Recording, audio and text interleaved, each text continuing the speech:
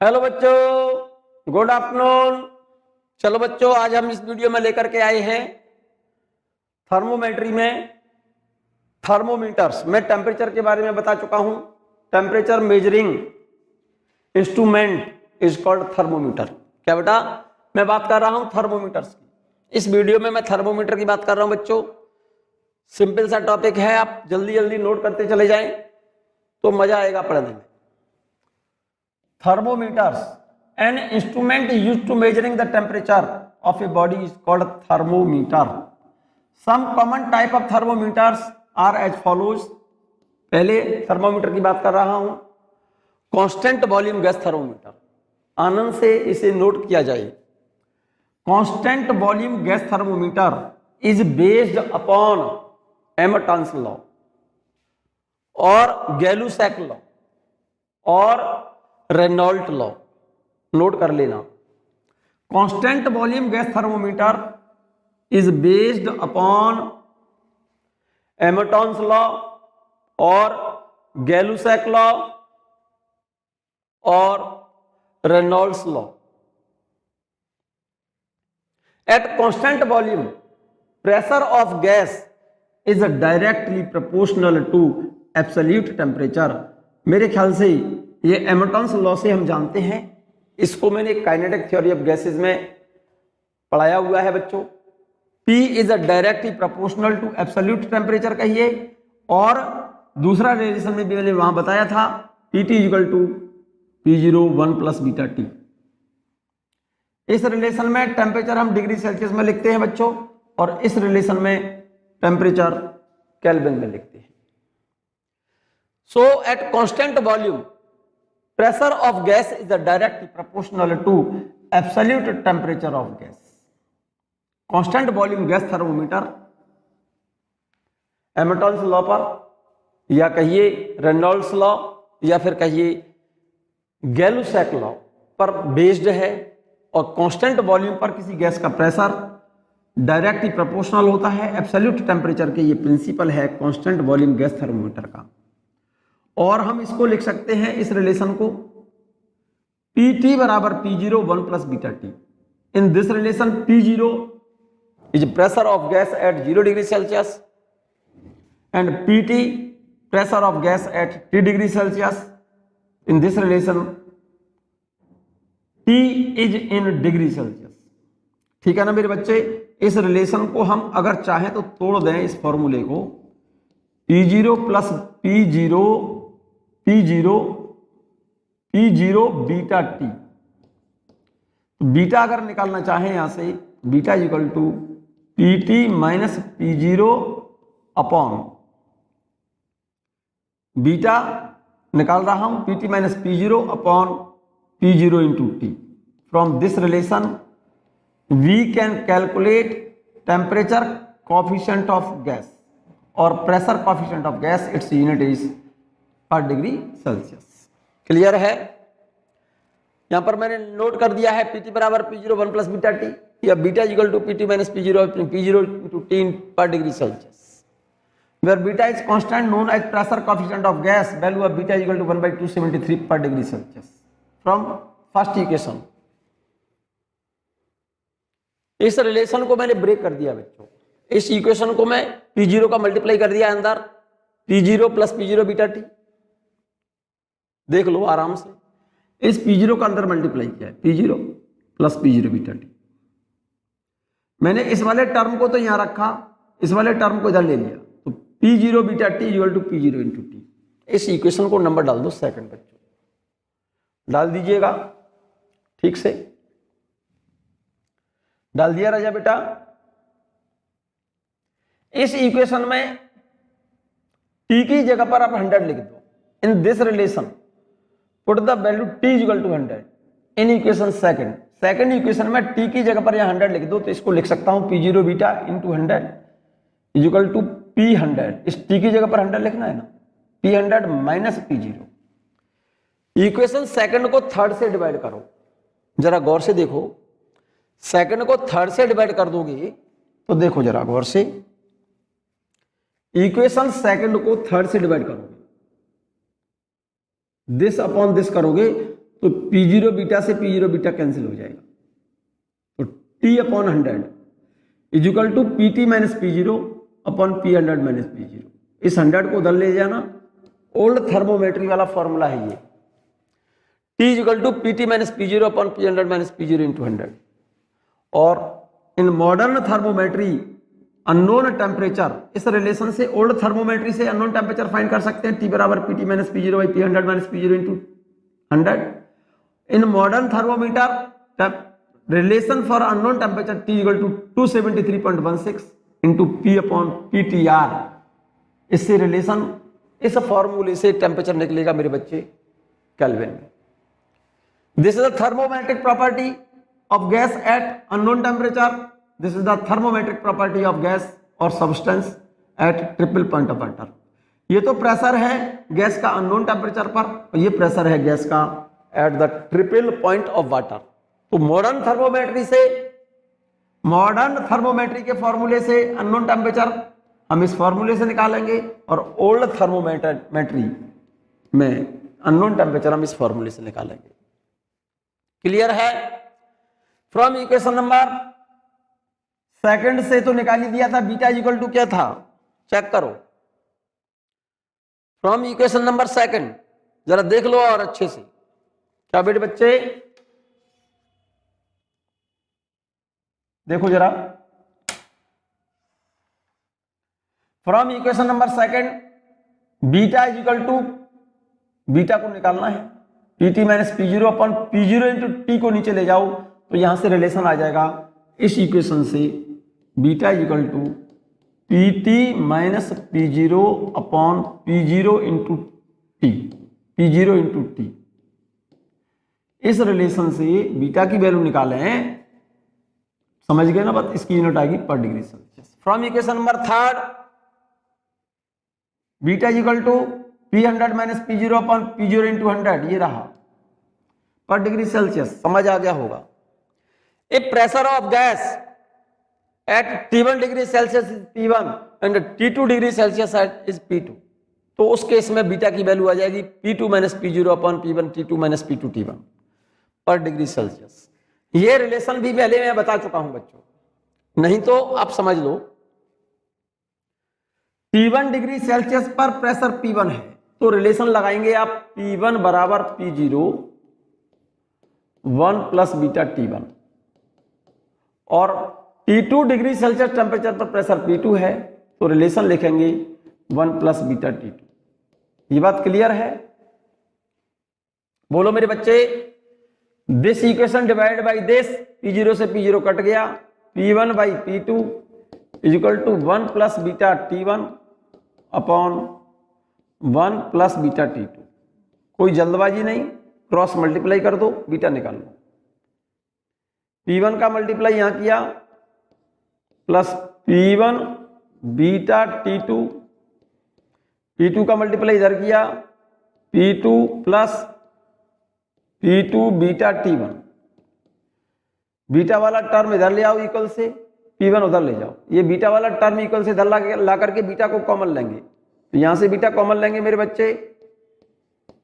P1 T2 minus P2 T1, आनंद के साथ करो तभी आनंद आएगा मेरे बच्चे।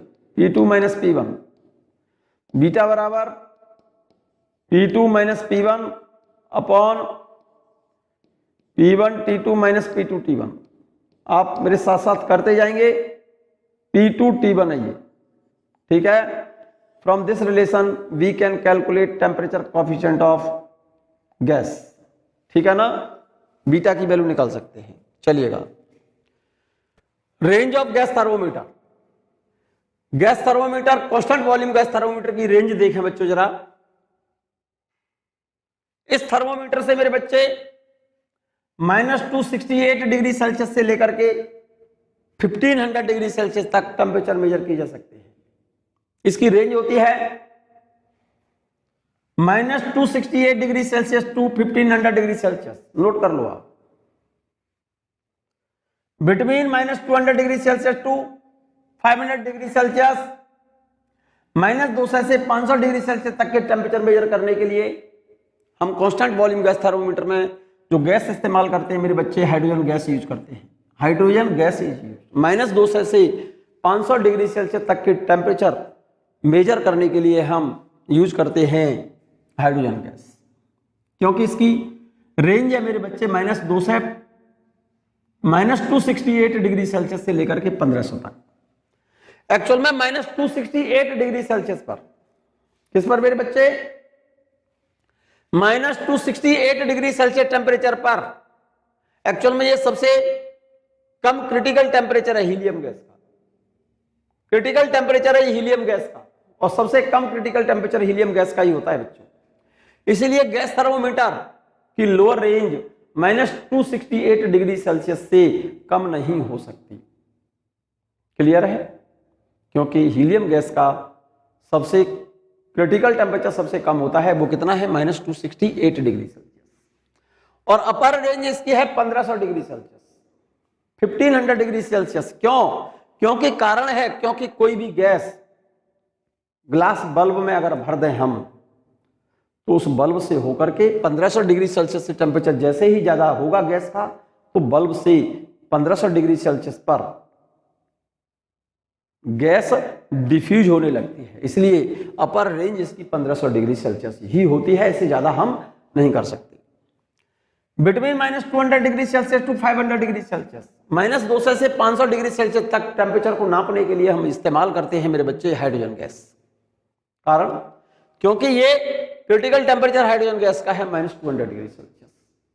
-200 डिग्री सेल्सियस से टेम्परेचर कम जैसे ही करेंगे तो हाइड्रोजन गैस मेरे बच्चे लिक्विड में कन्वर्ट हो जाएगी। लिख दिया है, below -200 degree Celsius hydrogen gas is liquefied, hence below -200 degree Celsius helium gas is used. -200 से कम टेम्परेचर पर हाइड्रोजन गैस लिक्विड में कन्वर्ट हो जाती है, इसलिए -200 से कम टेम्परेचर नापने के लिए हम बल्ब में भरते हैं कौन सी गैस, हीलियम गैस यूज करते हैं। Above 500 degree Celsius, 500 degree Celsius से टेम्परेचर ज्यादा हुआ तो हाइड्रोजन गैस बल्ब से डिफ्यूज होने लगती है, इसलिए 500 डिग्री सेल्सियस से ज्यादा टेम्परेचर यूज करने के लिए, टेम्परेचर मेजर करने के लिए जो गैस हम इस्तेमाल करते हैं वो यूज करते हैं कौन सी, हम नाइट्रोजन गैस यूज करते हैं। कौन सी गैस यूज करते हैं, नाइट्रोजन गैस। क्लियर है बच्चों? एक बहुत important note, because gases expand more than liquids on heating. Heat करने पर गैसों का एक्सपेंशन लिक्विड के कंपैरिजन में ज्यादा होता है।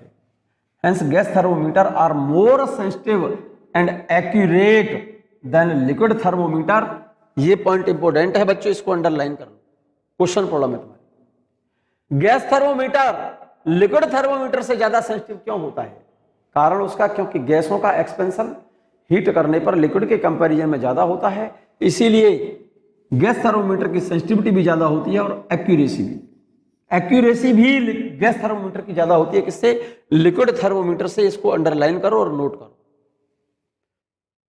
मैं बात कर रहा हूं मेरे बच्चे प्लेटिनम रेजिस्टेंस थर्मोमीटर। प्लेटिनम शायद मेटल है बच्चों, प्लेटिनम मेटल है, मेटल।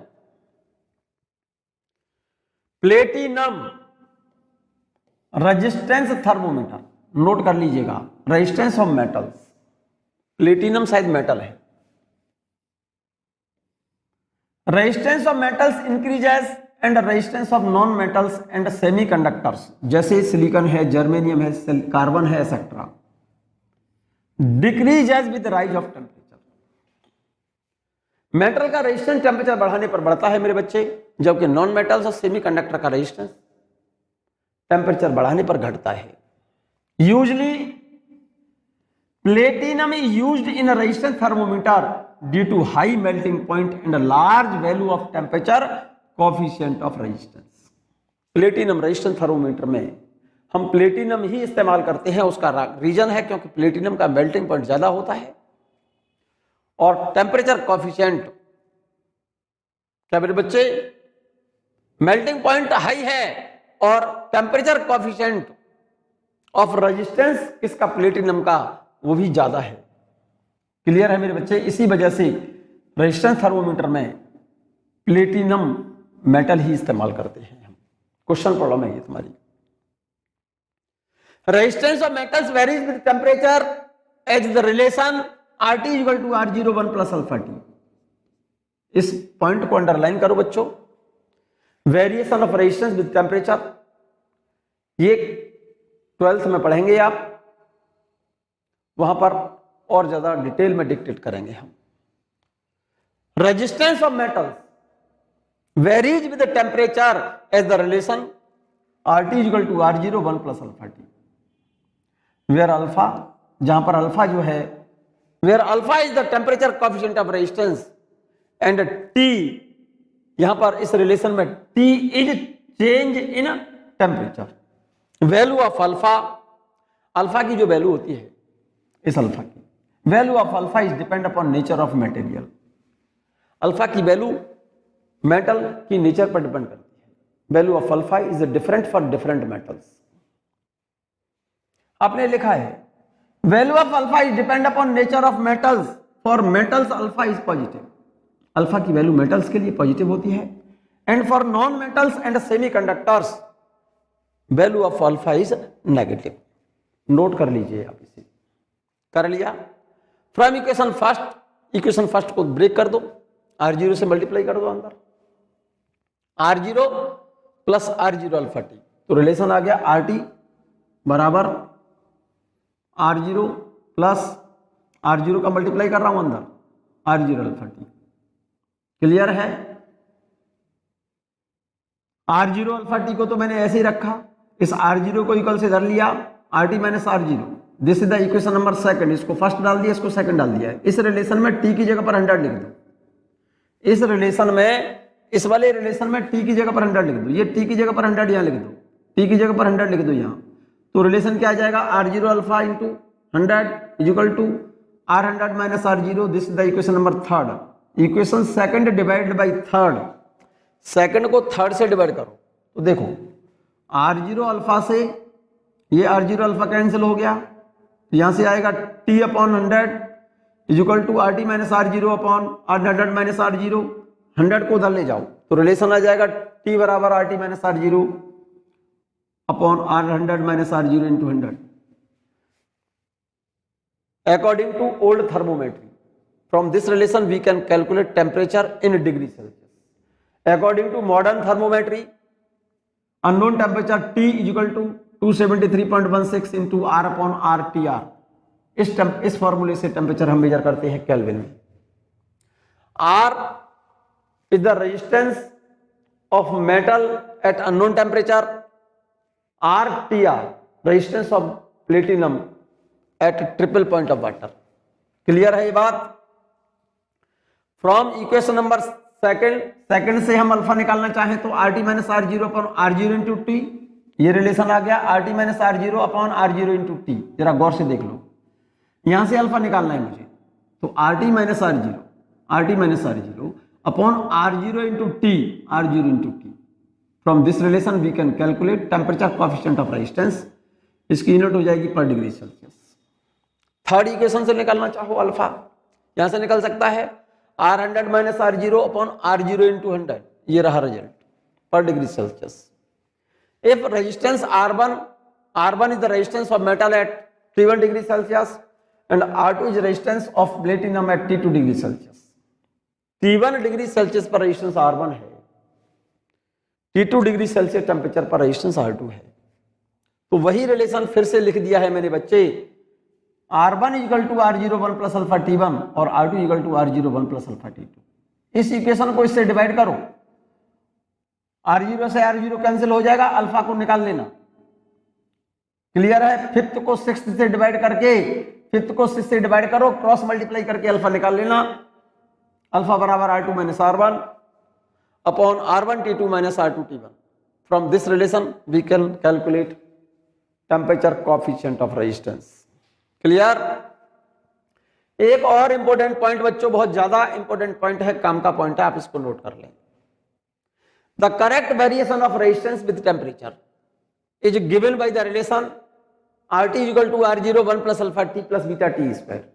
इसको नोट करिए, इंपॉर्टेंट लाइन लिखिए ये बच्चों, इस पॉइंट को नोट करिएगा।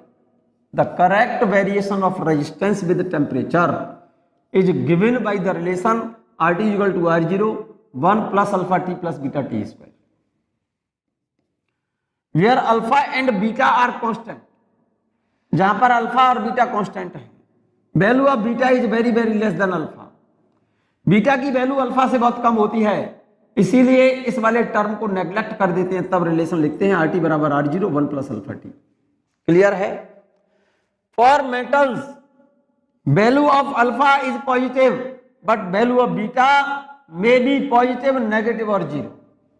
जरा गौर से देखिएगा, जिन मेटल्स के लिए रेजिस्टेंस और टेम्परेचर में ग्राफ दे रखा है, जरा गौर से देखो, जब टेम्परेचर 0 डिग्री सेल्सियस है तो रेजिस्टेंस कितना है? R0 है।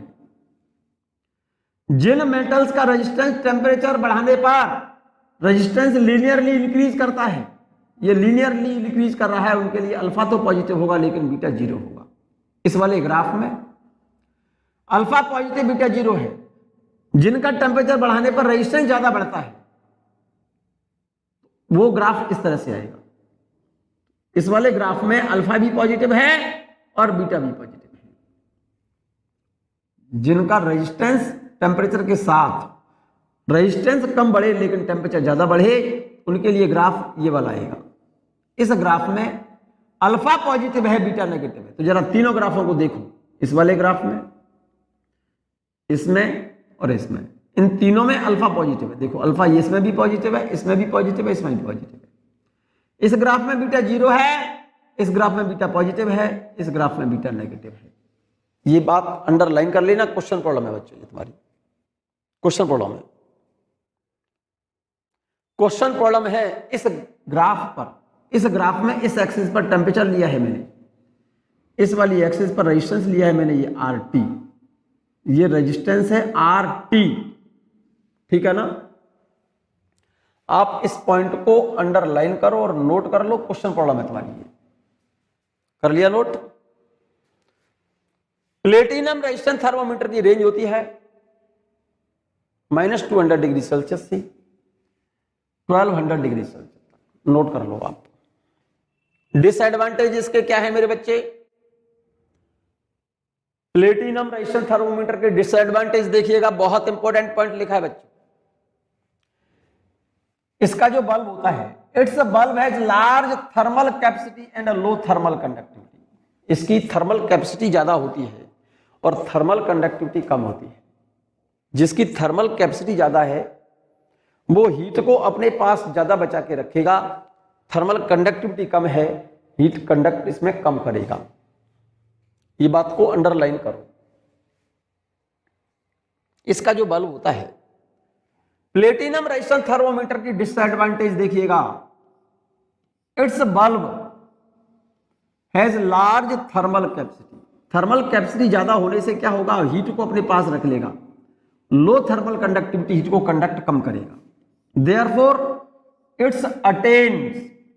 it attains the temperature of the body in contact with it after a long time। Body जब इस थर्मोमीटर के कांटेक्ट में आएगी तो काफी समय बाद उस बॉडी के टेम्परेचर को बताएगा।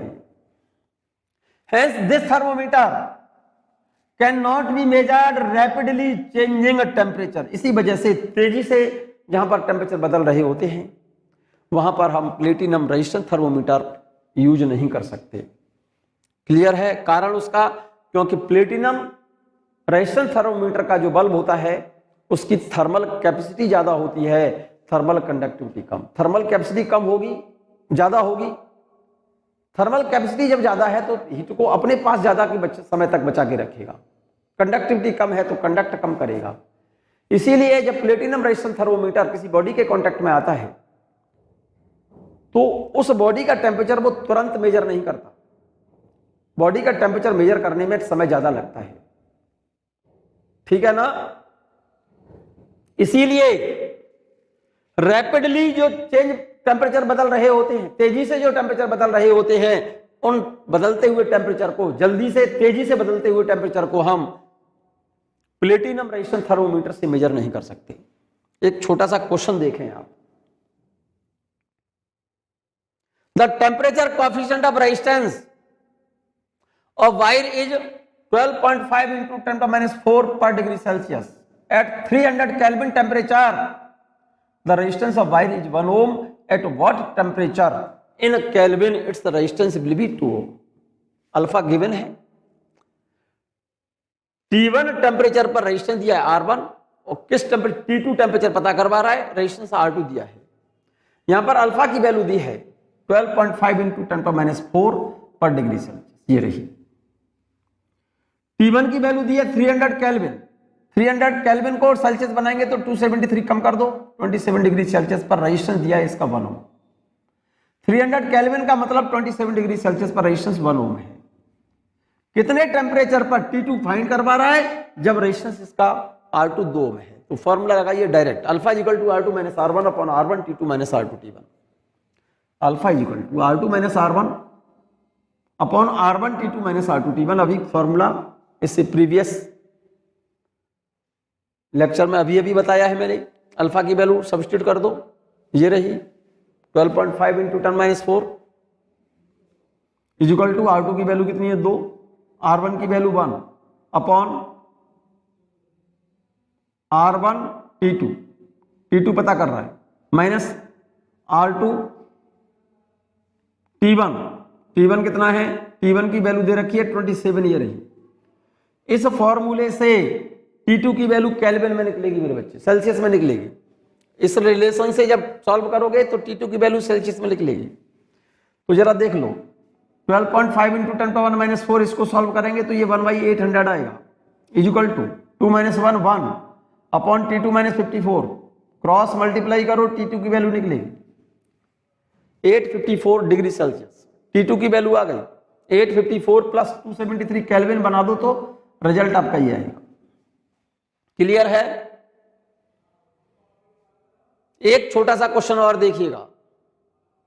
The resistance of A platinum resistance thermometer is found to be 11 ohm when dipped in a triple point cell. Triple point of water पर रेजिस्टेंस 11 ओम है। when it is dipped in bath the resistance is found to be 28.887 ohm. Find the temperature of the bath in a degree Celsius on platinum scale. बहुत simple और important point है बच्चों। Triple point of water पर 11 ohm resistor दे रखा है, तो formula लिखिए unknown temperature का, T equal to 273.16 R upon RTR। This is the resistance at unknown temperature, this is the resistance at triple point. Unknown temperature पर resistance question में given है, ये अननोन टेम्परेचर पर रेजिस्टेंस ये रहा और ट्रिपल पॉइंट ऑफ वाटर पर resistance ये रहा। R की वैल्यू तो ये है और ट्रिपल पॉइंट ऑफ वाटर पर तो रेजिस्टेंस RT तो ये रहा RTR, और ये अननोन टेम्परेचर पर है तो ये तो हो गया R, ये हो गया RTR।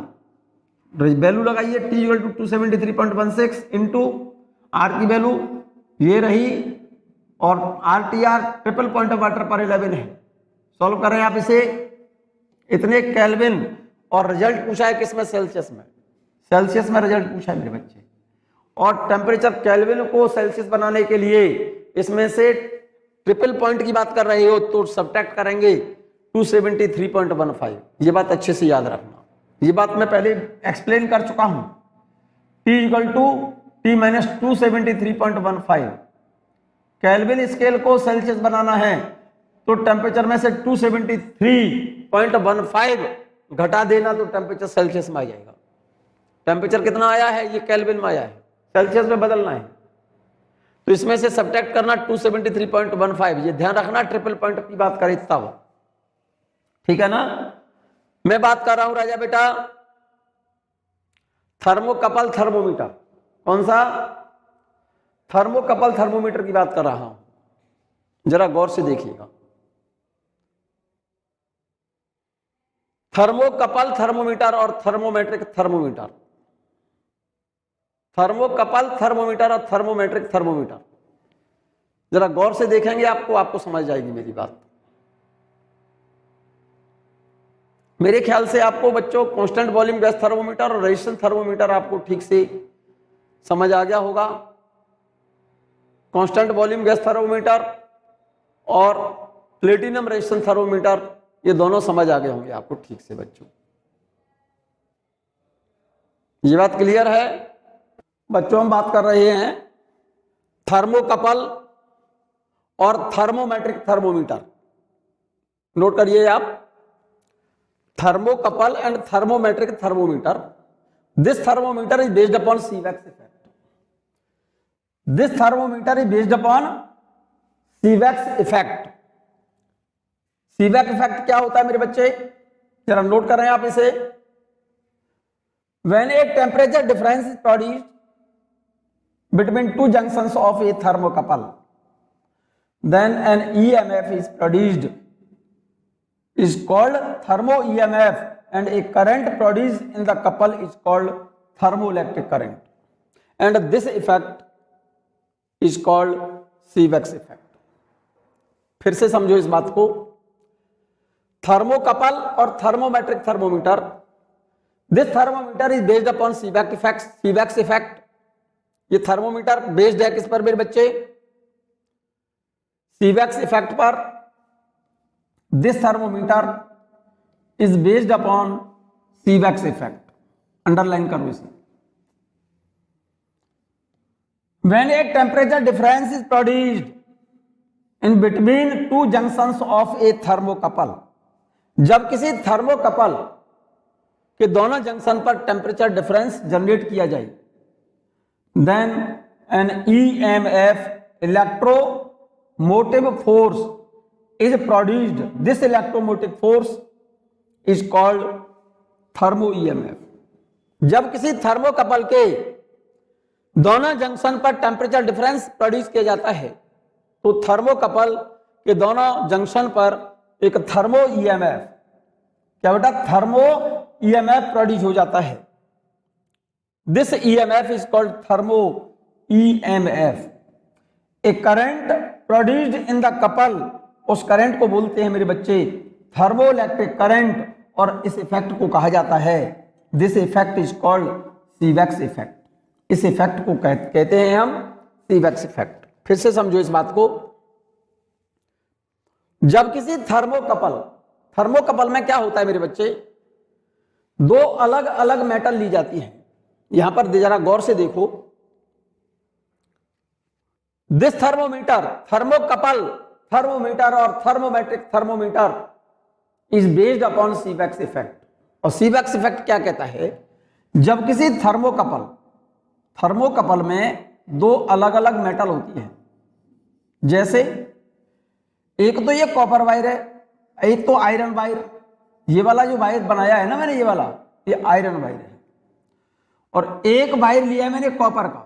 ये वायर, ये वाला वायर तो कॉपर का है, कॉपर वायर है ये तो, और ये वाला वायर आयरन का है।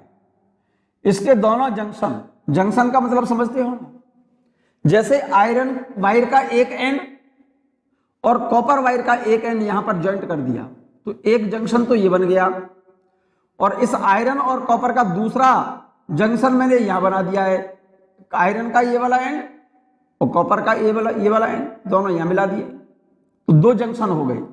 एक जंक्शन तो ये रहा, एक जंक्शन ये रहा। इस अरेंजमेंट को थर्मोकपल बोलते हैं बच्चों। यहां पर एक लगा दिया है हमने माइक्रो वोल्ट मीटर। जब किसी थर्मोकपल के दोनों जंक्शन पर, एक तो हॉट जंक्शन और एक कोल्ड जंक्शन, मींस इन दोनों जंक्शन के बीच जब टेम्परेचर में डिफरेंस रखा जाता है तो इन दोनों जंक्शन पर एक thermo EMF thermo electromotive force, इसको पोटेंशियल डिफरेंस कहते हैं एक तरह से, PD, पोटेंशियल डिफरेंस जनरेट हो जाता है। और इस सर्किट के अंदर इस थर्मोकपल में एक करंट कंडक्ट करना प्रारंभ कर देती है, करंट कंडक्ट करने लगती है। इस थर्मो EMF को, इस EMF को थर्मो EMF और इस करंट को बोलते हैं thermoelectric current, and this effect is called Seebeck's effect. Seebeck's effect ये कहता है मेरे बच्चे, जब किसी थर्मोकपल कहते हैं, इसमें दो अलग अलग मेटल के दो वायर यूज किए हैं हमने।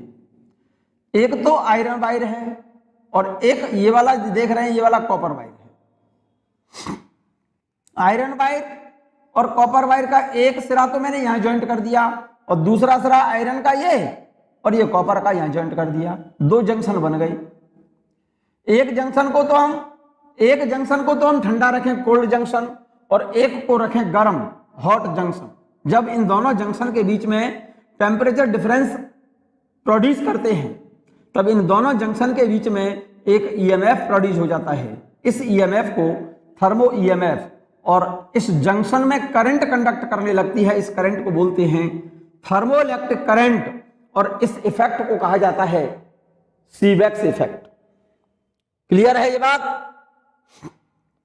ठीक है मेरे बच्चे, जब किसी थर्मोकपल के दोनों जंक्शन के बीच टेम्परेचर डिफरेंस जनरेट कर दें तो दोनों जंक्शन के बीच एक ईएमएफ प्रोड्यूस हो जाएगा। इस ईएमएफ को बोलते हैं thermo EMF, and current flows in this junction, this current is called thermoelectric current and this effect is called Seebeck's effect. Thermocouple thermometer और thermometric thermometer is based upon Seebeck's effect.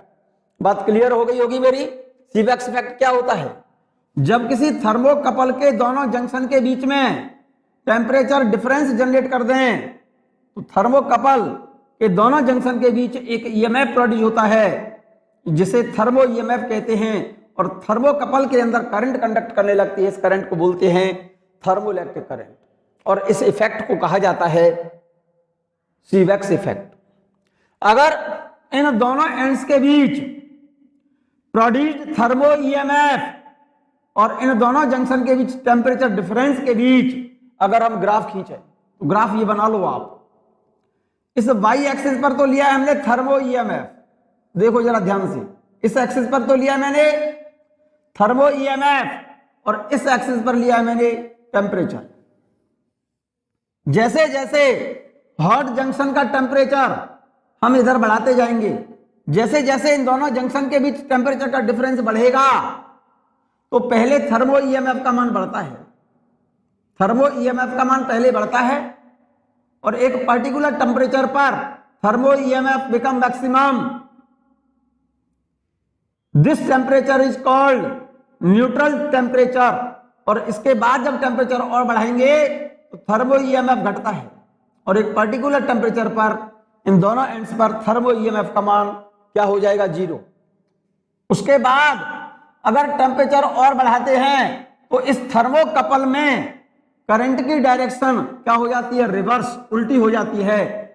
इस temperature को जैसे temperature बढ़ाओगे तो thermocouple में current की direction क्या हो जाएगी?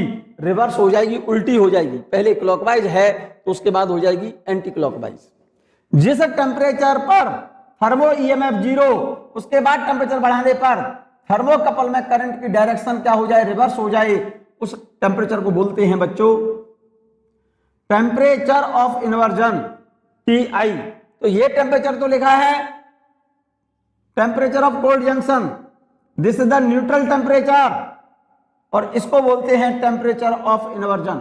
फिर से समझ लो, जब थर्मोकपल के दोनों जंक्शन के बीच टेम्परेचर डिफरेंस बढ़ाते हैं, पहले थर्मो ईएमएफ बढ़ता है और एक पर्टिकुलर टेम्परेचर पर थर्मो ईएमएफ का मान क्या हो जाएगा? मैक्सिमम। इस टेम्परेचर को बोलते हैं मेरे बच्चे न्यूट्रल टेम्परेचर। उसके बाद टेम्परेचर और बढ़ाएं, थर्मो ईएमएफ का मान पहले घटेगा, एक पर्टिकुलर टेम्परेचर पर थर्मो ईएमएफ क्या हो जाएगा? 0। उसके बाद टेम्परेचर और बढ़ाने पर अगर थर्मोकपल में करंट की डायरेक्शन रिवर्स हो जाए, रिवर्स का मतलब इनवर्स हो जाए, इनवर्स का मतलब करंट की डायरेक्शन पहले क्लॉकवाइज है तो उसके बाद करंट की डायरेक्शन क्या हो जाए? Anti clockwise. जिस टेम्परेचर पर थर्मोकपल में करंट की डायरेक्शन क्या हो? इनवर्स हो, उस टेम्परेचर को बोलते हैं टेम्परेचर ऑफ इन्वर्जन, क्योंकि इस टेम्परेचर के बाद टेम्परेचर बढ़ाने पर थर्मोकपल में करंट की डायरेक्शन रिवर्स हो जाती है। इस टेम्परेचर को बोलते हैं टेम्परेचर ऑफ इन्वर्जन।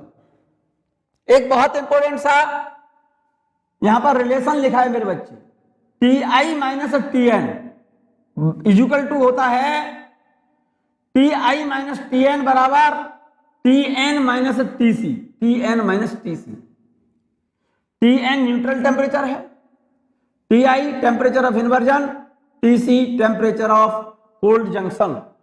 इस ग्राफ को बना लें। न्यूट्रल टेम्परेचर पर, जिस टेम्परेचर पर थर्मो ईएमएफ का मान मैक्सिमम हो जाए और इस कर्व का स्लोप न्यूट्रल टेम्परेचर पर क्या हो, जीरो। जिस टेम्परेचर पर थर्मो ईएमएफ और टेम्परेचर के बीच जो ग्राफ है उसका स्लोप क्या हो जाए, जीरो हो जाए, उस टेम्परेचर को बोलते हैं न्यूट्रल टेम्परेचर। क्लियर है ये बात? In Seebeck's effect heat energy is converted into electrical energy.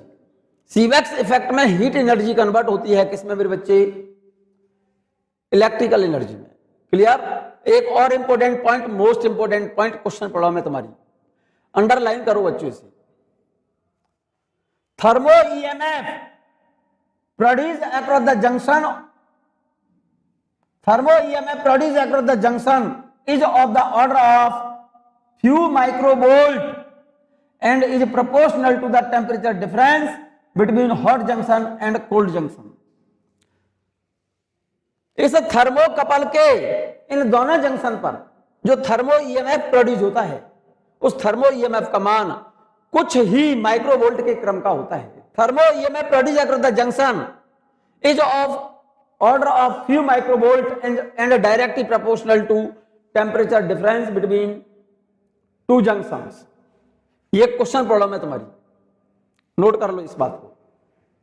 Thermo EMF produce across the junction is of the order of few microvolt and is proportional to the temperature difference T2 minus T1 between hot junction and cold junction।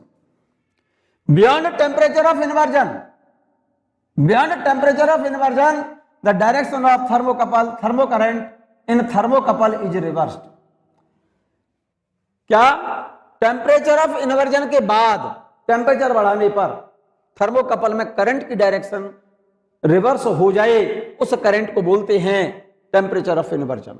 यही बात लिखी है, beyond temperature of inversion the direction of the thermo current in thermocouple is reversed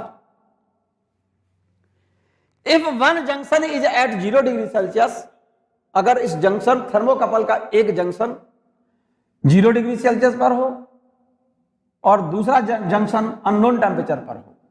if one junction is at 0 degree Celsius then thermo EMF varies with temperature as given by the relation E equal to ATC plus B TC square, where A and B are constant depend upon couple. A और B एक couple के लिए constant है, thermocouple के लिए constant है। ए और B के मान अलग अलग थर्मोकपल के लिए अलग अलग होंगे। क्लियर है? The variation of thermo EMF with temperature is shown in above figure. इस फिगर में हमने टेम्परेचर और थर्मो ईएमएफ के बीच वेरिएशन दिखाया है। पहले टेम्परेचर बढ़ने पर थर्मो ईएमएफ का मान बढ़ता है, एक पर्टिकुलर टेम्परेचर पर थर्मो ईएमएफ मैक्सिमम। जिस टेम्परेचर पर थर्मोकपल के एंड्स पर प्रोड्यूस्ड इलेक्ट्रोमोटिव फोर्स मैक्सिमम हो, उस टेम्परेचर को बोलते हैं न्यूट्रल टेम्परेचर। इसके बाद टेम्परेचर बढ़ाने पर थर्मो ईएमएफ पहले घटता है, उसके बाद एक पर्टिकुलर टेम्परेचर पर थर्मो ईएमएफ क्या हो जाएगा, 0। आफ्टर दैट टेम्परेचर बढ़ाने पर थर्मोकपल में करंट की डायरेक्शन रिवर्स हो जाए, इस टेम्परेचर को हम टेम्परेचर ऑफ इन्वर्जन कहते हैं। सो beyond temperature of inversion the direction of thermo current is reversed. Clear है? अगर थर्मोकपल का एक जंक्शन 0 डिग्री सेल्सियस पर हो, if one junction of thermocouple is at 0 degree Celsius then variation of thermo EMF with temperature is given by the given relation E is equal to A TC plus B TC square. In this relation, A and B are constant. Value of A and B is depend upon nature of thermocouple और variation of thermo EMF with temperature हमने यहां पर इस graph में दिखाया है। ये रहा, ग्राफ बना लिया होगा आपने। क्लियर है मेरे बच्चे? चलें आगे। Let E100 thermo EMF produce when one junction of thermocouple is at 0 degree Celsius and other junction at 100 degree Celsius. तो एक दोनों सिरों के बीच इलेक्ट्रोमोटिव फोर्स E100 है। जब थर्मोकपल का एक जंक्शन 0 डिग्री सेल्सियस पर हो और दूसरा जंक्शन 100 डिग्री सेल्सियस पर हो, तब produced electromotive force E100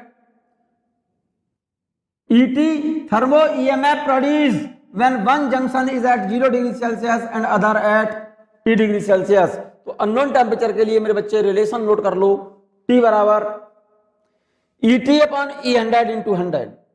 from this relation we can calculate unknown temperature.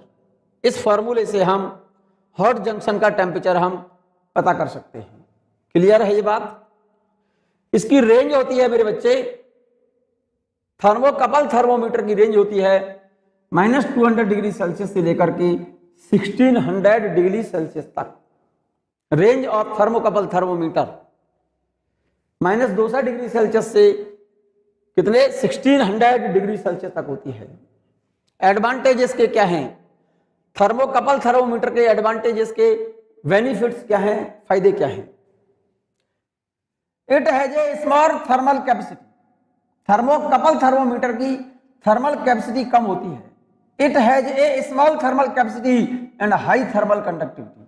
Thermocouple thermometer की थर्मल कैपेसिटी कम, मतलब थर्मल कैपेसिटी कम होने का मतलब है थर्मोकपल थर्मोमीटर अपने पास हीट बचाकर कम रखता है।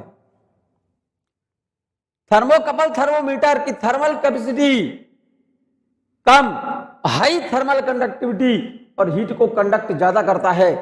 थर्मल कैपेसिटी कम है, थर्मल कंडक्टिविटी ज्यादा है। थर्मल कैपेसिटी कम होने का सेंस है अपने पास हीट कम बचा कर रखेगा, थर्मल कंडक्टिविटी ज्यादा, हीट को कंडक्ट ज्यादा कर देगा। So it rapidly attains the temperature of the body in its contact. जब कोई बॉडी इसके कॉन्टैक्ट में आती है, जब तो थर्मोकपल थर्मोमीटर रैपिडली अटेन्स मतलब जल्दी से टेम्परेचर को अटेन कर लेता है, जल्दी से ही मतलब रैपिडली टेम्परेचर को रीड कर लेता है। Hence varying temperature is measured by thermocouple thermometer. बहुत इंपॉर्टेंट एडवांटेज है इसका, ये नोट कर लो आप इसे, फिर से सुन लो। एडवांटेज इसका क्या है? इसकी थर्मल कैपेसिटी कम और थर्मल कंडक्टिविटी ज्यादा होगी। हीट ज्यादा कंडक्ट कर देगा, अपने पास बचाकर कम रखेगा। ठीक है ना? So it rapidly attains the temperature of the body in its contact. जो बॉडी इसके कॉन्टैक्ट में होती है रैपिडली टेम्परेचर को रीड कर लेता है, बता देता है। हेंस वेरिंग टेम्परेचर, तेजी से जो बदल रहे होते हैं टेम्परेचर, उनको मेजर करने के लिए यूज करते हैं हम थर्मोकपल थर्मोमीटर। क्लियर? एक और इंपॉर्टेंट नोट बच्चों, thermopiles. Thermopile is used to measure intensity of heat radiation. It is based upon Seebeck's effect. Thermopile is based upon Seebeck's effect. Thermopile is used to measure intensity of heat radiation. It is based upon the Seebeck's effect. Seebeck's effect पर based है thermopile. Clear है? बोलो मेरे बच्चे। Peltier effect, actual में Peltier effect सीबेक्स effect का उल्टा है। सीबेक्स इफेक्ट क्या बताता है? जब किसी थर्मोकपल के दोनों जंक्शन के बीच टेम्परेचर में डिफरेंस रखते हैं हम, तो उस थर्मोकपल में करंट कंडक्ट करने लगती है। इसका रिवर्स उल्टा क्या है बेटा? Peltier effect. सीबेक इफेक्ट तो ये कहता है जब किसी थर्मोकपल के दोनों जंक्शन पर टेम्परेचर डिफरेंस रखते हैं तो करंट कंडक्ट करती है, और पेल्टियर इफेक्ट उल्टा कहता है जब किसी थर्मोकपल में करंट कंडक्ट करा दें तो उसका एक जंक्शन तो हो जाता है हॉट और एक जंक्शन हो जाता है कोल्ड। ठीक है ना? Peltier effect it is a reverse of Seebeck effect. Seebeck effect का जस्ट उल्टा है। If a current is passed through a thermocouple, then heat is liberated at one junction at heat and heat is absorbed at the other junction. This effect is called Peltier effect. Peltier effect Seebeck's effect का उल्टा है। सीवेक्स effect तो ये कहता है जब किसी thermocouple के दोनों जंक्शन के बीच टेम्परेचर में डिफरेंस रखें तो करंट कंडक्ट करने लगती है, और पेल्टियर इफेक्ट उसका उल्टा है। जब किसी थर्मोकपल में हम करंट कंडक्ट करा दें तो एक जंक्शन पर हीट एब्जॉर्ब होगी, एक जंक्शन पर हीट लिबरेट होगी। इसका मतलब एक जंक्शन हॉट हो जाएगा और एक जंक्शन कोल्ड होगा। इस इफेक्ट को बोलते हैं मेरे बच्चे Peltier effect. So in Peltier effect electric current, electrical energy is converted into heat energy, जबकि सीवेक्स इफेक्ट में heat energy is converted into electrical energy. ये बात क्लियर? चलिएगा बच्चों, total radiation pyrometer, total radiation pyrometer, बहुत इंपॉर्टेंट वर्ड लिखा है बच्चों, total radiation pyrometer. As the word pyro, as the word pyro means fire, pyrometers are used to measure very high temperature. pyrometer high temperature measure करने के लिए use किए जाते हैं बच्चों। it is based upon Stephen's law। किस पर based है पायरोमीटर बेटा? Total radiation pyrometer is based upon Stefan's law. ठीक है ना? According to Stefan's law, emissive power of a black body is directly proportional to fourth power of absolute temperature of body। फिर से समझो, total radiation pyrometer, as the word pyro means fire, pyrometer are used to measure very high temperature।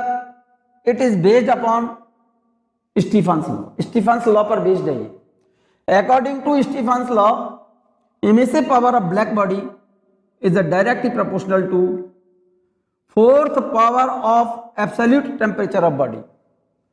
Proportionality sign हटा दो, constant लगा दो sigma. देखो जरा गौर से, ई इमिसिव पावर है, heat radiated per unit area per unit time is called emissive power of body. E को बोला जाता है emissive power of black body. Energy, heat energy radiated per unit area per unit time is called emissive power. T यहां पर body का absolute temperature है। Sigma is constant called Stefan's constant. इसकी unit होती है मेरे बच्चे joule per metre square second. Emissive power की यूनिट है joule per metre square second. T यहां पर, ई तो इमिसिव पावर बोलते हैं ब्लैक बॉडी की, टी यहां पर एब्सोल्यूट टेम्परेचर है बॉडी का। Sigma is constant known as Stefan's constant. Note कर लिया? इट्स वैल्यू इज 5.67 इंटू 10 की power -8 joule per metre square second kelvin की पावर 4। सिग्मा की यूनिट निकाल रहा हूं मेरे बच्चे यहां पर। ई को बोलते हैं emissive power. E is equal to sigma T की पावर 4। तो sigma is equal to E upon T की पावर 4। ई को बोलते हैं emissive power, heat energy radiated per unit area per unit time. इसकी यूनिट क्या होगी मेरे बच्चे? Joule per metre square into second, और इसकी यूनिट होती है केल्विन। केल्विन की पावर क्या लिखा है? 4। तो इसकी यूनिट क्या हो गई मेरे बच्चे? Joule per metre square second into kelvin की पावर 4। क्लियर है? ई को बोलते हैं emissive power, T absolute temperature of black body, and sigma is Stefan's constant. Its value is 5.67 10 to -8। Its unit है joule per metre square second kelvin की power 4। Emissive power is measured by a pyrometer by using Stefan's law. Pyrometer की help से हम किसी body की emissive power अगर पता कर लें तो उस बॉडी का टेम्परेचर फाइंड किया जा सकता है।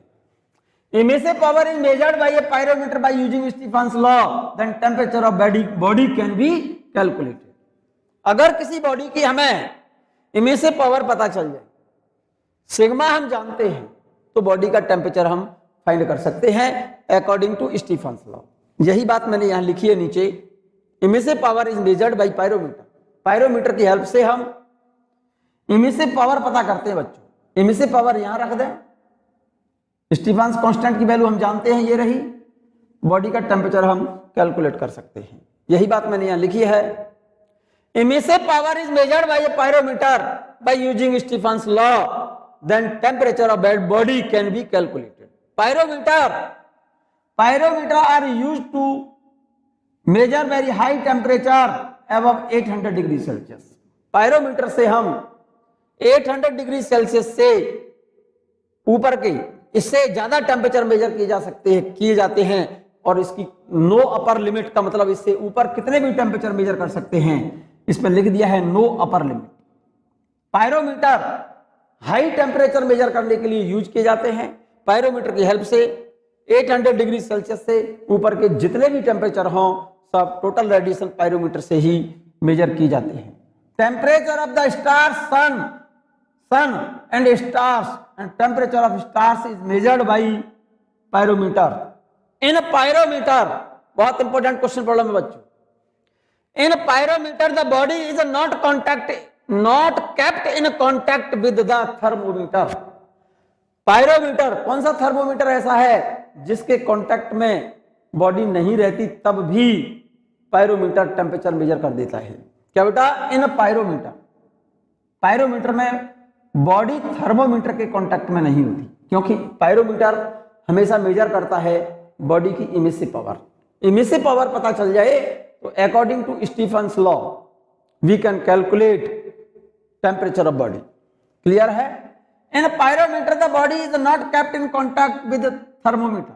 पायरोमीटर में केवल ऐसा ही एक ही थर्मोमीटर है, पायरोमीटर, जिसके कांटेक्ट में बॉडी न होने के बावजूद भी ये thermometer, total radiation pyrometer, thermometer की तरह थर्मोमीटर जो यूज किया है आपने, टोटल रेडिएशन पायरोमीटर। तो पायरोमीटर के कांटेक्ट में बॉडी नहीं होती, तब भी पायरोमीटर बॉडी का टेम्परेचर रीड कर लेता है। क्लियर? क्लियर है ये बात बच्चों? चलिएगा एक पॉइंट, लास्ट पॉइंट देखिएगा, वेपर प्रेशर थर्मोमीटर। नोट करिए आप इसे, vapour pressure thermometer. It is used to measure very low temperature up to -272 degree Celsius. They are based on the fact that saturated vapor pressure P of a liquid depend on the temperature according to the relation natural log P is equal to A plus BT plus C upon T। Note कर लें आप इसे। In this relation saturated vapour pressure है ये, T absolute temperature है body का। Note कर लो आप इसे, vapour pressure thermometer, vapour pressure thermometer. It is used to measure very low temperature up to -272 degree Celsius. Note करो बच्चों, they are based on the fact that saturated vapour pressure P of a liquid is depend upon temperature according to the given relation natural log P is equal to A plus BT plus C upon T। in this relation, इस relation में P saturated vapour pressure है liquid का, T absolute temperature है, A, B और C constant है बच्चों। Clear? A, B और C की वैल्यू क्वेश्चन में गिवन होगी, ठीक है ना? एक और इंपॉर्टेंट पॉइंट बच्चों, very important point, most important point, note, very low temperature -272 degree Celsius is produced by adiabatic demagnetization. Underline कर लेना, ये एडियाबैटिक डीमैग्नेटाइजेशन आपको बीएससी में पढ़ाया जाता है। Very low temperature -272 degree Celsius is produced by adiabatic demagnetization. ये question problem है। Physics dealing with very low temperature is called cryogenics. CRYOGENICS, cryogenics. Physics की वह ब्रांच जिसमें कम टेम्परेचर का मेजरमेंट किया जाता है, उस ब्रांच को क्रायोजेनिक्स कहा जाता है बच्चों। क्या कहा जाता है? Cryogenics. Very low temperature -272 degree Celsius is produced by adiabatic demagnetization. Physics dealing with very low temperature is called cryogenics. CRYOGENICS, cryogenics. Physics की वो ब्रांच जिसमें लो टेम्परेचर मेजर किए जाते हैं, फिजिक्स की उस ब्रांच को मेरे बच्चे क्रायोजेनिक्स कहा जाता है। क्रायोजेनिक्स इसको BSc पार्ट 3 में पढ़ाया जाएगा आपको, ठीक है ना मेरे बच्चे। इस लेक्चर को बच्चों ध्यान से सुने एक दो बार ठीक से और इसको नोट कर लें। इसके बाद का जो टॉपिक है मैं नेक्स्ट वीडियो में लेकर के आऊंगा बच्चों, थर्मल एक्सपेंशन ऑफ सॉलिड और थर्मल एक्सपेंशन ऑफ लिक्विड, ठीक है। तब तक के लिए इस वीडियो को एक दो बार सुन लें और रिवाइज कर लें।